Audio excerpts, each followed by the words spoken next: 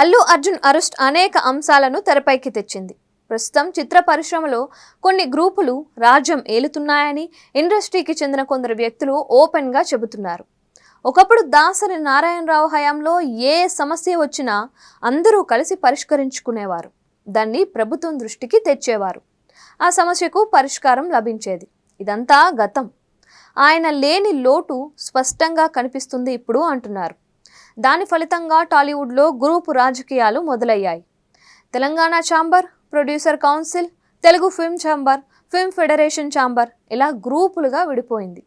Entertainment అనేది ఫక్తు వ్యాపారం. అంతర్గతంగా ఇండస్ట్రీలో వారు చేసుకున్న దానికి కావాలనే కొందరు ప్రభుత్వంపై బురద జల్లడాన్ని తప్పుపడుతున్నారు.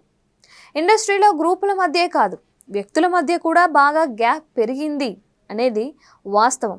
ఎవరేమనుకున్నా ఈ విషయంలో అంగీకరించక తప్పదు.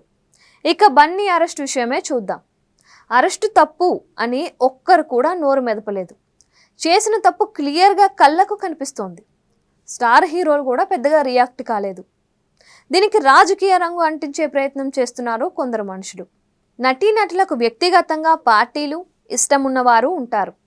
నాయకులతో ఫ్రెండ్షిప్ చేసిన వారు లేకపోలేదు. ఇక అసలు విషయానికి వద్దాం.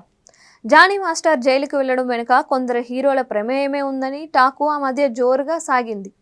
జాతీయ అవార్డు తనకు మాత్రమే ఉండాలని భావించిన ఆ హీరో తన టీంతో కలిసి కుట్ర పన్నినట్టు వార్తలు లేకపోలేదు. ఆయనకు మధ్యంతర బెయిలు న్యాయస్థానం ఇవ్వడంతో వెంటనే జానీ మాస్టర్కి ఇచ్చిన నేషనల్ అవార్డు వెనక్కి తీసుకోవాలి అంటూ కొందరు లేఖలు కూడా రాశారంట. తొక్కిసలాట కేసులో నిందితుడు అల్లు అర్జున్ కావడంతో ఆయన కూడా నేషనల్ అవార్డు వెనక్కి ఇస్తారా అనే చర్చ ఫిల్మ్ నగర్లో జోరుగా సాగుతోంది. మేమే స్టార్లము అంటూ కొందరు అతి చేశారని, అందుకు కాలమే సమాధానం చెప్పిందని అంటున్నారు. అయినా రెడ్ శాండిల్ స్మగ్లింగ్ చేసే సినిమాకు ఎవరైనా నేషనల్ అవార్డు ఇస్తారా అంటూ కొందరు రాజకీయ నాయకులు పెదవి విరుస్తున్నారు. ప్రస్తుతం ఇండస్ట్రీలో జరుగుతున్న వ్యవహారాలు రానున్న రోజుల్లో ఇంకెన్ని మలుపులు తిరుగుతాయో చూడాలి.